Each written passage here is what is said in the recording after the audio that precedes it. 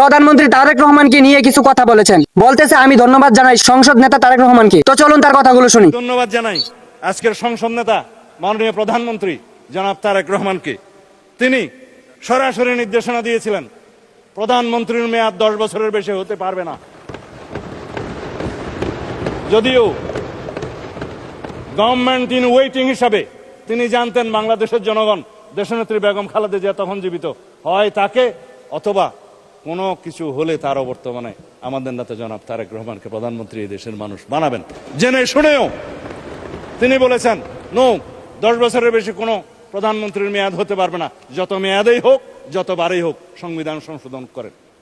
আমি প্রস্তাব দিয়েছিলাম ঐক্যমত্য কমিশনে, সবাই রাজি হয়েছে, কোনো নোট অফ ডিসেন্ট নাই।